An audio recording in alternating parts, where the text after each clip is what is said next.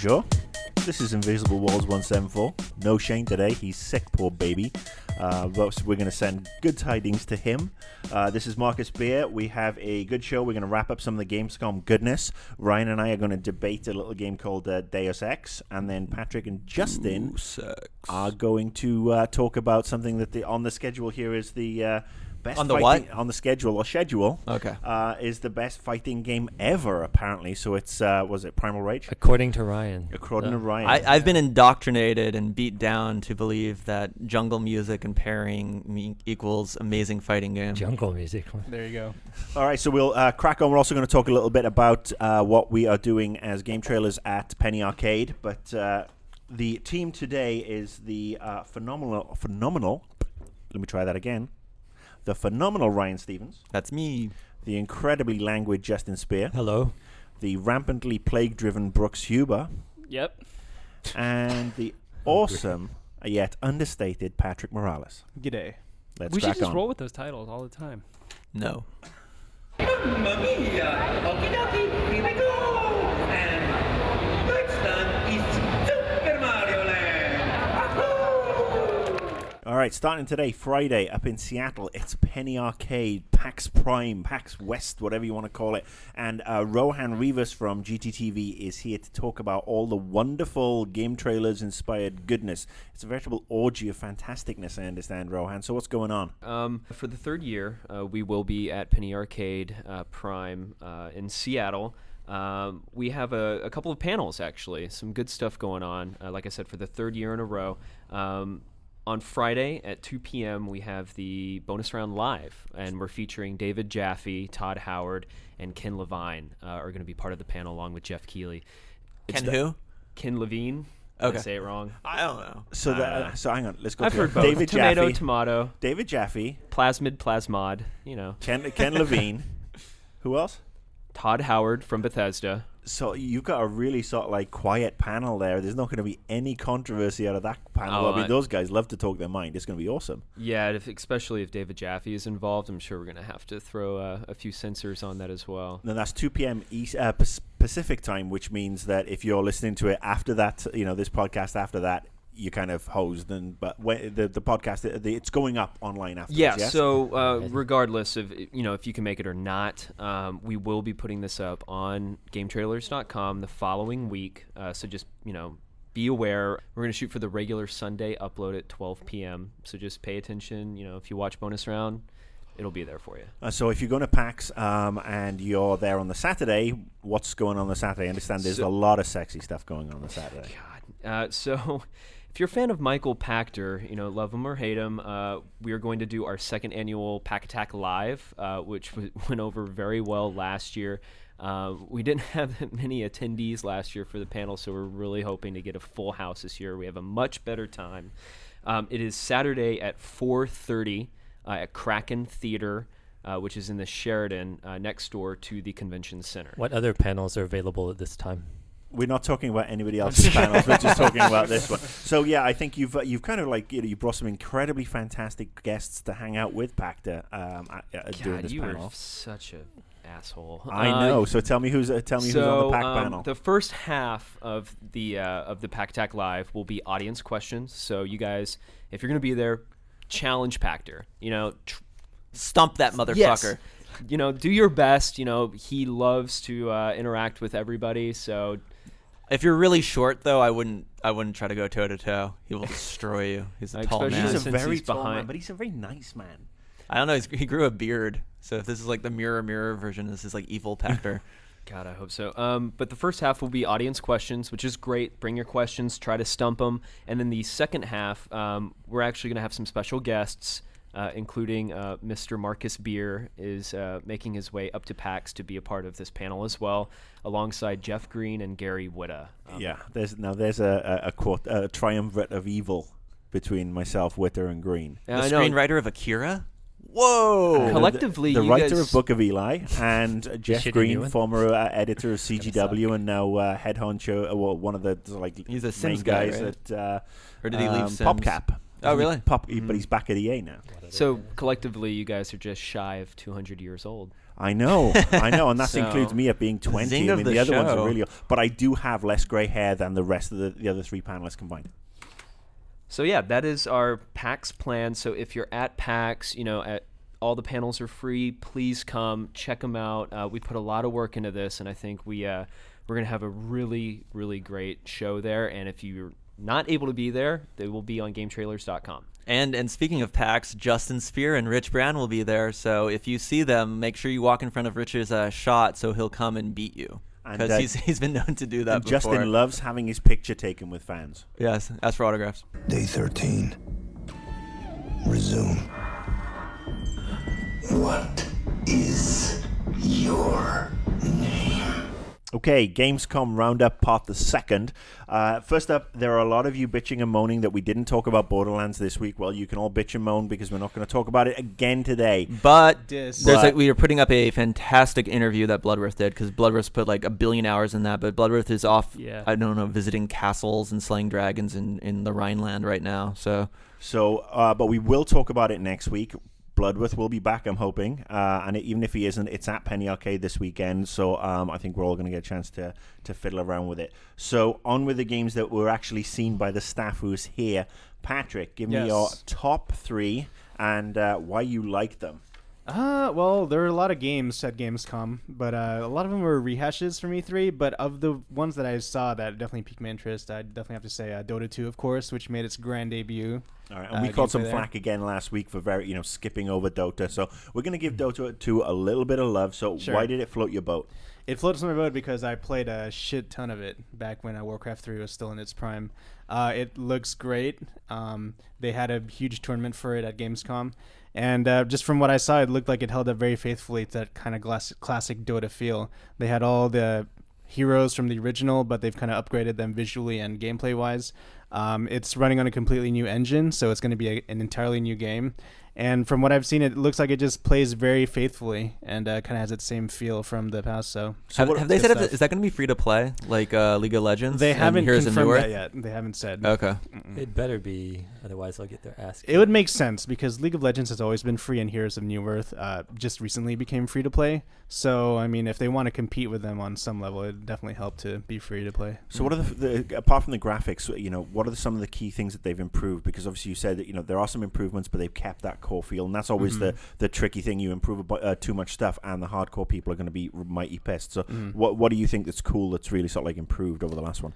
It's kind of hard to get an incisive look at Dota 2 just because I haven't had a chance to play it. But just looking at it, they definitely cleaned up the interface some, so it's going to be a lot less unwieldy to kind of navigate through. Is it. that the final interface, you think, though? Because it looks kind of really plain. Even if it's not, it's definitely a lot more manageable than how it used to be in Dota 2 and Warcraft, or Dota rather, the original Dota and Warcraft 3. From what the other features that they were mentioning, they alluded to some kind of mentor system so that people would be able to kind of jump in and be under someone's wing and learn the game that way. Yeah, and it seems like they're definitely streamlining some things so it's a lot more approachable because Dota's known for being Are there any a very core infamously changes? hard game to pick up. I mean, it's a sequel. Are there any? Is it just like a fresh coat of paint, or is there any like actual core changes to the gameplay flow? Just from my observations, it kind of looks like take StarCraft 2 for example. It's it's an upgraded game in terms of visuals, and a lot of the essentials remain the same. And they've tweaked some a Dota things. player could kind of jump Yeah. into it. Okay. It's not completely foreign, that's for sure. Okay, so next game on your list, and this is another one that's sort of like getting the fanboys, the hardcore fanboys, a little bit frazzled, is Devil May Cry, the new Yes. iteration. Yep. What are your thoughts? Well, Brooks and I actually had Yeah, I the sat on good that fortune too. to sit in through it. Well, I've had some thoughts about it, but what did you think? Well, what are saying people it? doing bitching and moaning about the new look of Dante? Because mean, if that's that's- the case, they that was just the need biggest to put thing. that shit aside. Because I'm not a huge Devil May Cry fan, but when I sat through it, he didn't bug me. I could see where those people could start complaining a little bit, but until you see him in action, That was definitely the biggest point of contention for a Yeah. lot of people. Just thinking back to TGS last year when they first showed off DMC, people yeah. were like, this isn't Dante. This is some like crack. But he doesn't come off as cracked out weak dude. or like an asshole, or he doesn't. He's not a little weenie or anything. The combat, I was surprised in the way Yeah. they've integrated that into the game now. Like you play, as you unleash your combos, like it starts musical strands that correlate with the moves that you're pulling off, right? Yeah, I'll say that people probably aren't going to change their minds about this new Dante, and Ninja Theory seems pretty set in stone in terms of the direction that they're going with the characters and story. Yeah. But I think what people are going to change their minds about is the game itself. The gameplay they've shown off a little bit more at Gamescom, combat in particular. And from what it looks pretty close to how Devil May Cry should look like. See, that's what I'm saying. I thought it looked a lot You know? like. I'm not the biggest Devil May Cry fan. I really only played 1 and I hated 2, and I know everyone likes 3, but I never touched it. I thought it looked like Devil May Cry. I hear people saying it's way too much like Heavenly Sword, and again, I've played a little bit of Heavenly Sword, and it's like I know it's the same devs, but I don't see that at all. No, they're going back to what is he made it. is he playing with this twing twang or anything like that? No, I mean, I guess maybe one comparison you can make with Heavenly Sword is that you kind of get that same stance switching thing where you use the same weapon and then you'll switch into like an axe or switch into like a sword. Well, it's axe and scythe, right? Yeah, Because scythe. angels have scythes. Because Exactly. they're like, But I mean, they did Full that of in all the reaping. Devil May Cries. You use the D-pad to switch between the weapons, and you see that here. It plays very fast. If people are wondering if it's going to be slow, it looked like it played pretty but fast. what so. about that FPS? Well, supposedly it runs on 30 FPS or whatever, but I mean, it looks fine, I think. And one thing about Ninja Theory is that you can count on them to make a really pretty looking game, and Devil May Cry is no exception to that. Super luminous, very good color palette, environments are nice. Actually, one stage, Brooks, that we were checking out, it kind of contorted and shifted and When you were smashed. getting out of the cathedral? Yeah, it kind of looked like Inception. for It a was bit, pretty right? nuts. He was trying to make his way to the end of this cathedral, and every time he got close enough where you thought he was going to make it, it elongated itself, something out of like a dream, and it would pull itself wider and wider. Whoa. I guess one of the big themes that they're going with is that this environment, the city that DMC takes place in, is trying to kill you. It's a hostile kind of a sentient environment. So every once in a while, it'll actually morph and try to smash you. Like the walls will kind of Yeah, shift. and it does it in a very violent, quick way. It'll just suddenly the terrain will just change on you. Yeah, in so a it's second. kind of a neat Does hook. the terrain have a musical cue as well, or is it the interactive music just based off of your own The combat? interactive music cues are primarily from combat, so I think they do something differently when it comes to the platforming segments. Okay. All right, anyway, let's move on to the last game out of your top 3, and this is one that's been off-delayed. It's a sequel to a fairly old title, Guild Wars 2. That's right. Is it finally ready for release? You know what? I wouldn't be surprised if it didn't come out this year, but I definitely think it's supposed to come out next year. And I don't know so much delayed as just been a long time coming.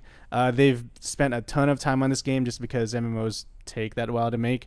It looks super polished, and I'm glad they're taking the time on it. I think it's coming along really good.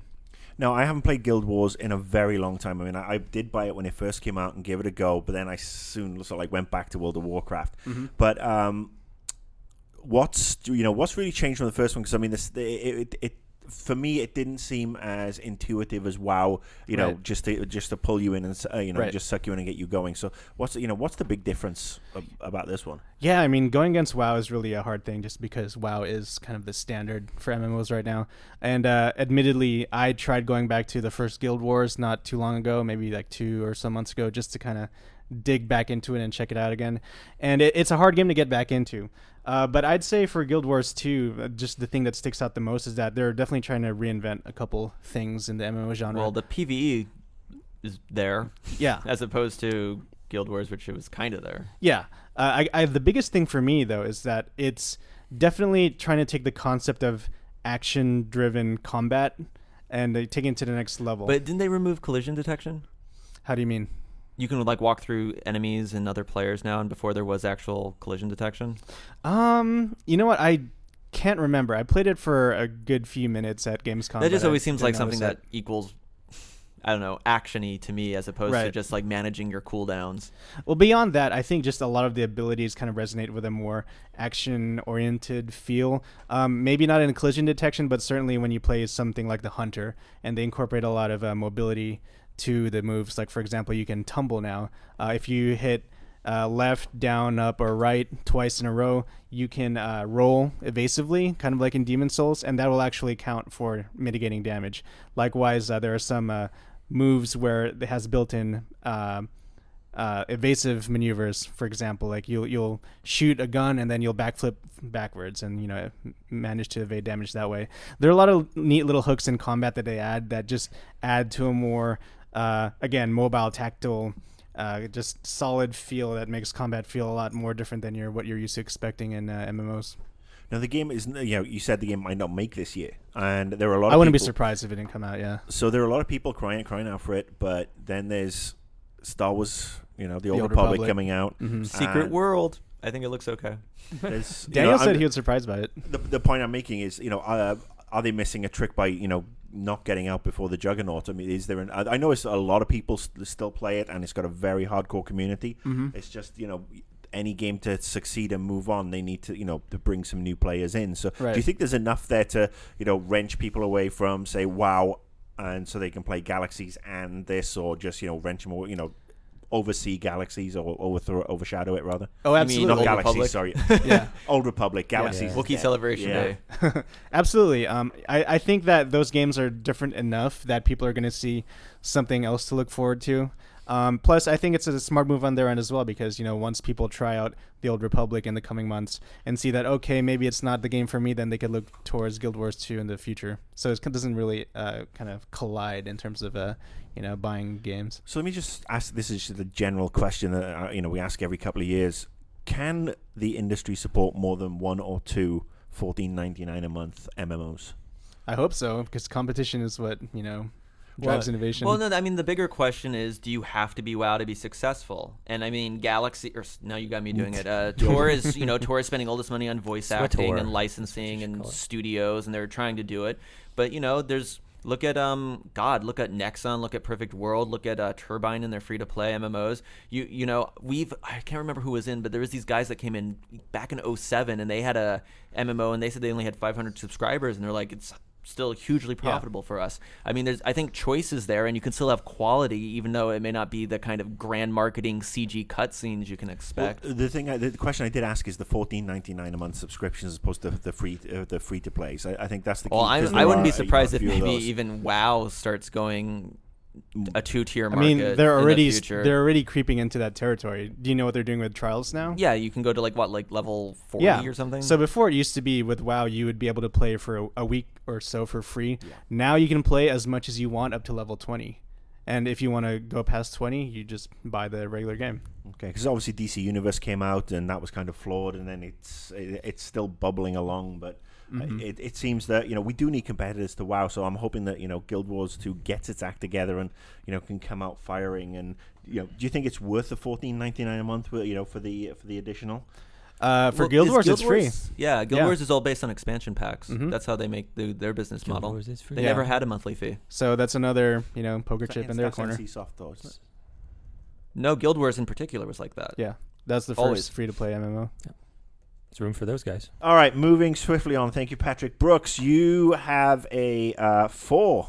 You have 4 things you want to talk And I about. added apparently, another one just to and change another it up a one notch, just you know. to fuck with me. Yeah. Yeah. It's like you like games or something. Yeah, what's going on here? Oh, the first one's Skyrim. I've seen a lot of Skyrim at this point. I sat on and it was like an in-depth, detailed walkthrough with Peter Hines, and he just kind of gave us the same build I saw at QuakeCon, where he loads the game up, he chooses his race, and he had about 12 of us in the room, and he's like, "Don't be afraid to shout out things and tell me, like how you want to see the game played out," which was kind of neat. He let us have the driver's seat, even though we didn't have the controller in our hands. So you're backseat drivers. We were backseat drivers, yeah. And so he, What race did he select? I knew you were Cat people? Yeah, he chose the cat people. How did I? A Yes, female. Pete Hines, a female cat person. I think he has a furry fetish, Me too, maybe. Let's just throw that out there. Sorry, attention. Was it Pete Hines? Yeah, the views of Brooks Huber do not necessarily, mean Represent yeah, GT as a whole, exactly. and are Thank solely you. based on me. Okay, Yeah, thank you. Yeah, we don't want to piss him off because he is a nice guy. But Skyrim at this point can really do no wrong. It's a beautiful world. Plenty of things going on that he walked us through the very beginning of the game, which I'd seen a couple times at this point, and he went through the same cave and he fought the same bandits. So nothing new to me yet, but I'm sure if anybody else hadn't seen it I can yet, see why it made your list. they jump right on it. But Nice. one little issue I had with the game at this point right now is that he chose the bow and arrow quite a bit to get that distance. And there was such a delay in the time he executed the arrow and to the time it actually made contact. Made me a little Were the upset, people worried. really, really, really far away?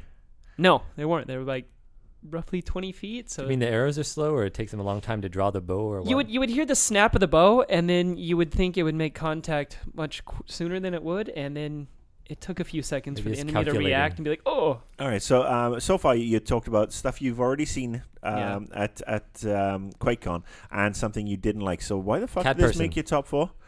Because Don't say cat people. I just Cat suck in the people. teat of Skyrim. I a want good to see movie. more. I want to keep embellishing in it. I like the music. I like the way it looks. All right, you're I wasting like our time. everything Fuck about off. it. Okay. All right, next one. Next game, Battlefield 3. That was funny. I talked to some guys from Holland that waited for over 5 hours to play that game. And I used the powers of persuasion and my press badge, and I jumped right in the Sony's booth, of all places. And I got so some you played hands-on on the time. PS3. On the PS3. Yeah. All right, now this is interesting. This is to interesting, me. right? This because Okay. obviously, I mean, we've seen the amazing 64-player trailer that they released at Gamescom. We dribbled over that last week. All right, talk to me about PS3. What do you get to see? I was able to get the hands-on with the co-op mode, their version of Spec Ops, and I played with one of the guys that was working there, and he knew the runabout, so it was pretty easy to just follow suit with him, and he led and he was point. It's the same one they did at the EA press conference, if anybody saw that. So you're fighting alongside... The co-op, right? Yeah, the co-op. Okay. The co-op mission. So you're fighting alongside these really heavily armored vehicles as you navigate the streets, and then you're using a sophisticated gun with like that infrared predator vision where you could pick out your enemies and they glow orange.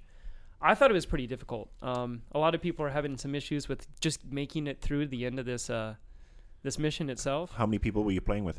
It was just me and this guy, but Okay. the success rate I heard for the day was almost like 1 in 5. I was Did it seem like since it, I mean, let's It be was honest, tough. this seems like it is kind of copying Spec Ops from Modern Warfare 2, but Spec Ops you could actually do it Solo? you could you could solo all of them. Did this seem soloable? it. What? Water soluble? We're just making up words as we go. Yeah, I could see that happening. You mean having an AI there, or just doing No. it, Solo. just doing Going it By by Playing, yourself? playing with yourself. Yeah, totally. You could do that mission by yourself. They got You're that. slow going. 1 in Yeah. 14 success rate. I was down and bleeding, and he was able to come save me. In those cases, it's nice to have a partner. So they have a good feel to it. I mean, this. Yeah, is, I think graphically PS3 it version. looked great on the PS3. Does it stack up to all the trailers and stuff they've showed so far? I think the trailers are more than Maybe they're- make it look a yeah. little better. Why- Yeah, but they're all I capturing mean, those on they're PC. getting those dramatic Let's- angles let's and get stuff. this- They claim you know- there's some console footage. Yeah, well, I think there's probably a cutscene in there from Yeah, the console. multiplayer is first 360 footage, supposedly, that first multiplayer Yeah. thing they did. Yeah. Okay, so what? We want to jump So, on? All right, let's jump on to this is on. one you insisted on putting in. I hated Why? I What? hated the original Prototype 2. Yeah, I didn't play the original. Could I just be honest? I thought the original licked the sweaty ass crack of Infamous. But do you think they had some good ideas and then just the execution didn't come out right, or- I think that the character in particular was a loathsome piece of bile. I don't think it was fun to play. I thought they had some noble concepts, but I also think that once I like my murderers to be more heroic. And Yeah, well, likable. if you eliminate the story and you personally. just look at squarely from what they're trying to do with an open world game, and they're kind of mixing the elements of Just Cause with like Batman, even and those magical powers you have, or the ability to like almost like Spider-Man Sport. in a way. You know, it just looks like it's coming together, and it's just gonna be fun to play. That's it. I'm not looking at it like as like GOTY material or anything like that, but it just looks like Well, the first given the game, I mean, tools they it's- give you and what you can do the in game's that all world. about just like mechanics and their engine and blowing stuff up. And, Yeah, it just they're like, wasn't- look, this but car crushes quite nicely. You're like, I mean, "Ah, once that's you got pretty cool." beyond playing with the toys, I mean, I'm all for the games where it's like, yeah, it's just fun to blow shit up. But my problem with the Well, original I think is once you Infamous got is beyond, dorky, so that's why I don't it play just Infamous. didn't. Rhesus monkey throwing shit. Well, if they could refine that experience and really improve upon that formula and really make it something worth playing, that Now, is that set for end of this year or early next year? it's going to be early next year. No, like April or May of next year. Okay. So they still got some time, and they did some pretty impressive things with it. Hopefully, we'll have a walkthrough on our website soon. So the last thing you want to talk about is the Microsoft booth. You went to Microsoft and you wanted to spooge over Microsoft for some reason. Yeah, because we have such tight schedules, and there's places I need to be and games I need to cover based on what Ryan, our go-to Yes, point people man, have has to deal schedules. with. Yes. Yes. I can't just go What and a play whatever I bummer. want. So when I was at the Microsoft booth, what surprised me out of all the games, and I didn't know I was going to get a boner over it so much, is Trials, the new Trials HD. Okay. There's well, a new one? Yeah, there's a new one. It's coming out, and it doesn't do anything new. It's not redefining anything, but it was great to get back with that game, and they are introducing brand new environments, because before you were just restricted to that warehouse, and it kind of got a little old after a while. But now, given what they're doing with the game, and it's like these worlds, and it's color, it's beautiful. have they fun. mentioned if there's going to be a level editor in this one? They did not showcase any of that stuff at so Gamescom. that will be interesting. Anything else from the Microsoft booth that Caught your fancy? Were there cute girls at Gamescom? Because I didn't see if we put up a. I big saw video. 2 girls that were Oh, drop dead gorgeous, and they were painted on. so yeah, Yeah, there's a lot of. Ryan that. would love I like this. that. Europe is Ryan would different. love this. So at the Dark Souls booth, Are you talking about the naked cosplayer? yeah, Yeah, Kotaku had some photos. yeah, what? at the Dark Souls Body booth, paint. they had this chick painted, and she was topless, naked, but she was painted as like basically a demon like girl.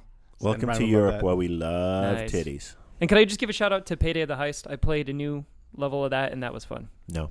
Okay, fine. It's like Fuck the you. Academy Awards. Keep it up, guys. All right, next up. The game drought of 2011 is officially over, people.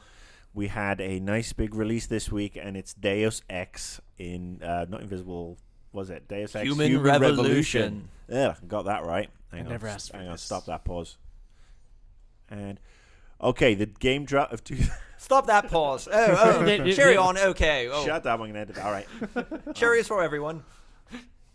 All right, the game drought of 2011 is over. Deus Ex has hit the streets. It's getting pretty much universal, good vibes. I think there was a kind of disparity between the GT score and me scoring it on my particular website, but then my scoring system's bollocks. You have a website? I do indeed. It's On the called- internet? On the internet. Do and you rate it everything with else. plug it right numbers? now? It's or- called BigJugsWelshman.com. No, it's not. Black Nice. jugs.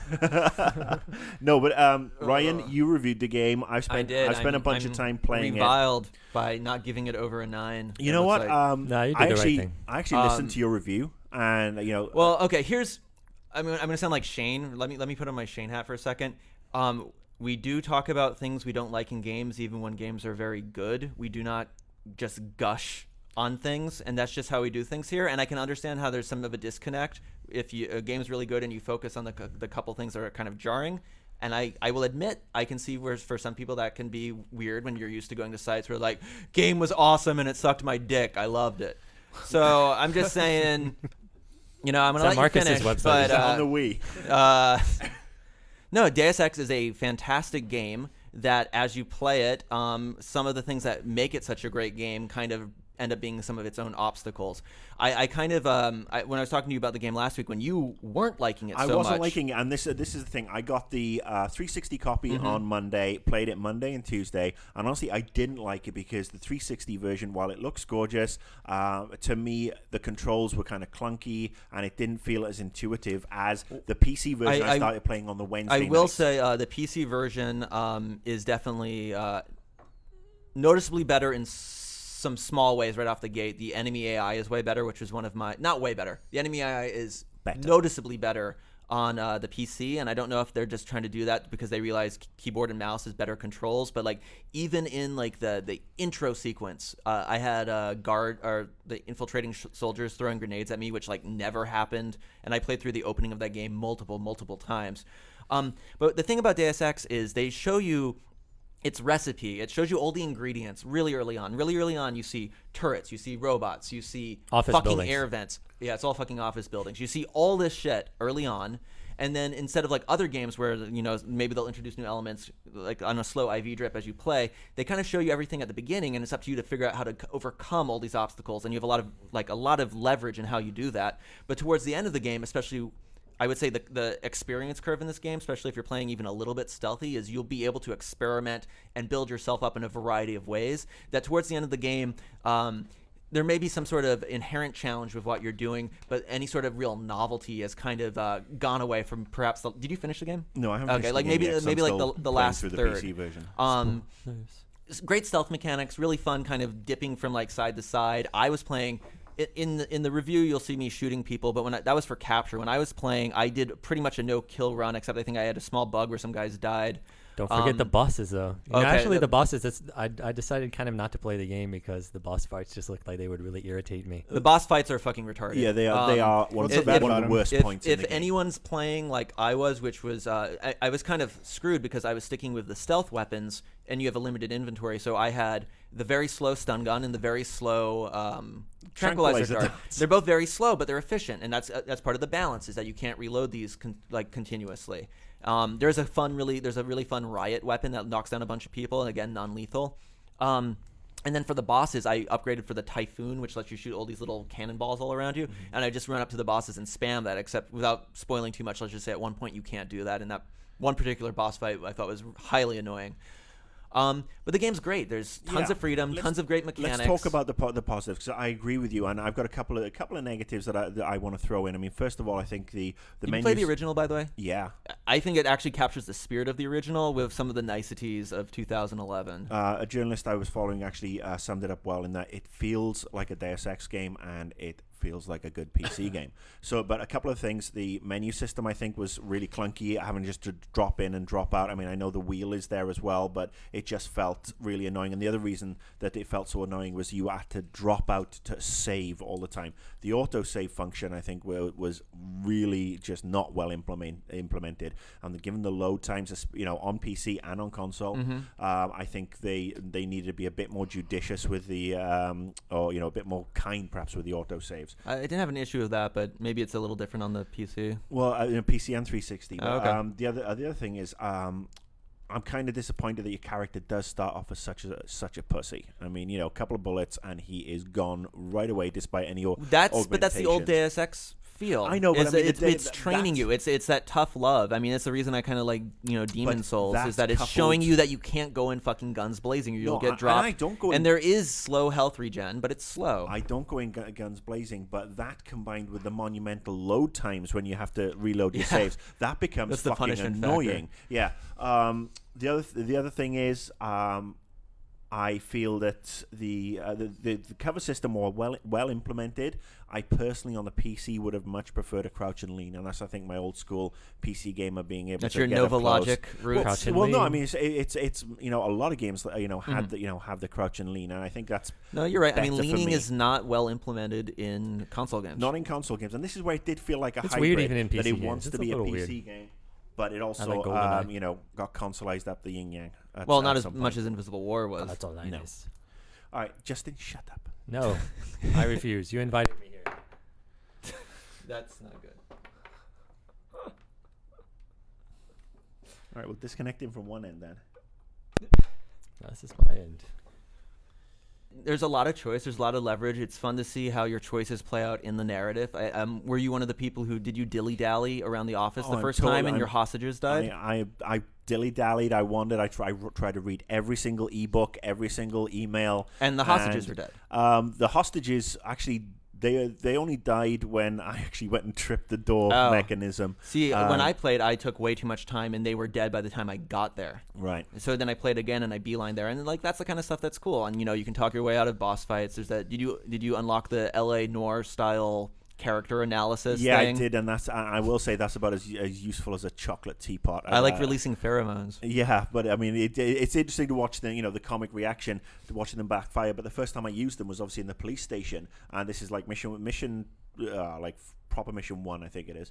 But yeah, you release these pheromones, and you have to judge which type of character you're up against, and it can totally shut down your mission, and it can basically turn a 5-minute mission where you've got police cooperation into an hour-long sneaking around a police station. And if you kill any of the police officers by accident, you're kind of fucked for the rest of the game. Because killing cops by accident. But no, I mean just even if you press too long on a takedown, and you end up taking somebody down violently, I mean that can totally ruin your day. Then you just load. But another long load. But I did enjoy sneaking around, jumping out of vents. I like the fact that as you go and you upgrade, you get more invisible, and the battery drain increases. So it's all about resource management. I actually had more fun with this than I've had with any of the Metal Gear games. See, I remember we talked about this last week. I kind of feel like this is Metal Gear Solid 1's first 90 minutes, where it's just introducing you, not the cutscenes, but just like when you're first infiltrating Shadow Moses, and it doesn't keep throwing all this stuff on you.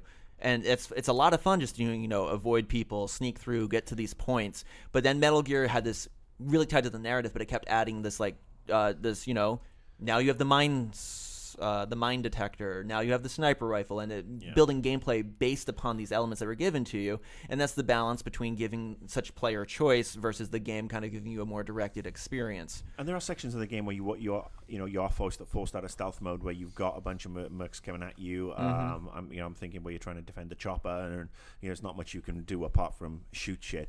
But I think that's the key thing, is resource management. And I just like I said, I think it's a phenomenally fun game. PC version is the best version for me, without a doubt. Looks better, plays better, just feels more intuitive. But I'm just still kind of wishing that they'd gone full PC and then kind of like dumbed it down backwards, so dumbed down the console versions as necessary, because it does feel just a little short of being a Game of the Year candidate for me. Nice try, Cholo. But I would never let one of you freaks on my crew. Back off! I got business to take care of, understand? So I have a personal, long and storied relationship with this game known as Third Strike. But what do you think, Justin? You're just jumping into it for the first time. Yeah. It's kind of neat seeing someone pick up the game. Like, how do you like it? Yeah, I feel like I've said all this before. It's like deja vu. It's such This is the third time we're feeling. recording this segment. But I mean, previously the game was it was too expensive at 50 cents a play to get into this kind of alien game that's not super similar to other Street Fighters, and throw yourself against that brick wall and go back to the change machine and dig more out. Yeah. It took a long time to be able to emulate this game properly. For the Dreamcast, I owned one. I never got an arcade stick. I don't know. Various factors, prevented me from really getting into it. It's not an easy game to get into, really. It's not a very easy game to get into. But Yeah. now that you've been able to check out this downloadable version with all the neat modes attached to it, what do you think? Like, do you think it holds up to the kind of praise it gets from people in the arcades, or do you think it's still a little too hardcore for its own good? Well, I can see why it has the popularity with people who love it. There are a lot of reasons that would make people love this game, but it is totally not an easy game to get into. Yeah.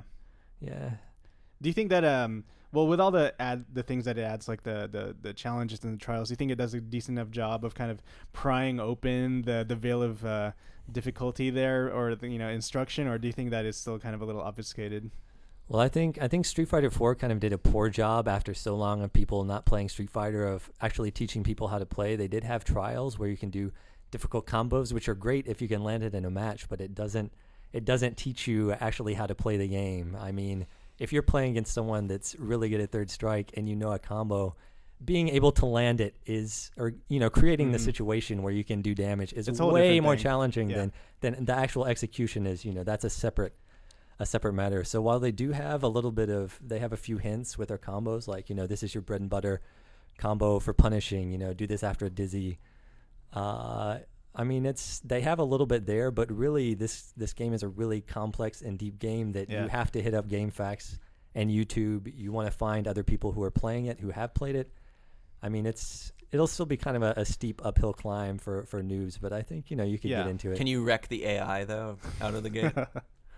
The AI is actually pretty challenging. Yeah, it'll put up a fight. The AI will eventually they'll start pairing. You're like, hey, wait a minute, I'm still trying to figure this out, and they're like, sorry, dude, time to eat some damage. It's a super nuanced game that, in a lot of ways, breaks a lot of the rules that you've typically come to know of Street Fighter 2. But that's partly why I like it. And one thing that sticks out from this game is that it uses GGPO for the netcode for multiplayer. Do you think it lives up to the hype that this little thing has gotten over the years? Well, you played it online too. It seemed pretty good to me. It's really good. I mean, it's really good. It's definitely better than a lot of fighting games. Can I say it's kind of a stupid question? Sure. Does this game have an analog to any 3D fighting game out there? That's interesting. Not especially. Okay. Not really, yeah. But one cool thing about GDPO is that obviously it's a fan-made netcode that eventually got licensed by Capcom. And the guy that actually made this netcode said that he's discontinuing support for Third Strike via piracy. So now that Online Edition is out and he officially worked with Capcom on making this product come into being, it's going to be now the only way to play Third Strike online. So it's kind of a cool thing that they're doing there. Well, I guess one thing I wanted to mention also is that I think if people played Street Fighter 4 and they saw some of the characters, hopefully they've been able to make that a little cooler and have people like, oh, this British boxer guy with a funny mustache, he's actually pretty cool. Maybe he tosses roses at people.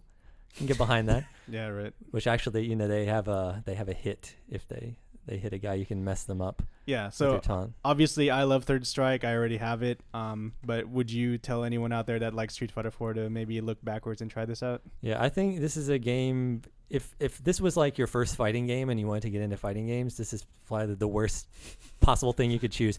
You would get online and you would have no idea what had happened to you or how you could possibly you know ever win a match. It's kind of tough. I mean, I'm sure there are people getting into it though, so you can find some casual matches if you don't want to play a ranked match. You can get in a room and wait forever in a lobby, which isn't the most fun. But yeah, I mean, it's totally worth checking out. This is a game that invented EX moves. It has there are a lot of cool things to it. Even some of the weird characters like Necro, I've started to know and love. It's a game that there's a certain barrier to get into it, and maybe the aesthetics and the difficulty. But yeah, it's actually worth it. It's an Super interesting good game. Mm-hmm. Check it out. Okay, that's almost it for this week, but there is time for one quick grumpy rant, and this is breaking news today. We're going back to Deus Ex, and the news has reached us that those fine, and I use that word very sarcastically, people at GameStop have decided to basically take every copy of the PC version of Deus Ex, open it up, and remove the OnLive coupon that's coming with it. So basically, if you bought it's like with a Blu-ray disc or a DVD, you get a digital copy. And what Square Enix had done is they'd basically give you a code in there that allowed you to get the game on OnLive, which is $49.99, and get it for free. Those wonderful chaps at GameStop, GameStop, however, have decided to pull all of those out because that they view is it to shocking. I didn't even know GameStop still sold PC games. Smart zinger, but it's basically that they're then selling these games as brand new after some of their sweaty little oiks that actually fucking work for them have been rummaging through. So I mean, this actually sets quite a nasty precedent that in my day, the PC games that came out, they came out with coupons that give you, money off Alienware stuff or money off, headphones or whatever. How long before GameStop says, all right, well, we don't sell those headphones. We're not promoting this stuff for you. That's a competitor. We have a different brand. We're going to yank this. How long before they decide? Well, I think you may be jumping a little ahead of the gun there. Slippery slope. No, I mean, it is a slippery slope. Well, what I think's weird is why didn't they do this when with Portal 3 PS3 edition with the Steam codes for the PC version of Steam? That's interesting as well. I mean, it's missed opportunity. It's just fucking wrong, basically. So, basically, you do a little search. You'll find out way more about this because time is very tight. But the one thing I will say is, anybody with a PC, don't buy shit from GameStop. Fuck them. In fact, don't buy GameStop's shit anymore. Fuck them. They just bought Impulse as well, I think, which is their own online system. So Stardock, yeah. Well, it's not Stardock anymore. It's GameStop's thing. So I'm calling for a boycott. Let's start a new boycott, and it's called Fuck GameStop. Fuck you to hell. I'm going to get my games from somewhere else. I don't know. If you set their stores on fire, we're not gonna. No rioting, no setting the games on, the stores on fire, no violence to people. But vote with your wallet. Write your congressman. Fuck off somewhere else. All right, and that's it. We're gonna wrap up the show really quickly. Thanks to everybody. Shane, get well better, and let me say that again. Shane, better. get better soon. Fuck, my mouth is not working today. No comments, anyone. We'll see you at PAX maybe this weekend. We'll have a full roundup next weekend. Next week. If anyone sees you at PAX, should they give you some sort of keyword and you will reward them? I will tell them where Justin is so they can go and take his picture. Next week, Bloodworth will be back. We'll talk about Borderlands and Madden because Shane is back. So yeah, good week next week. Have a good one. Happy Friday. Invisible Walls is up and slightly to the left.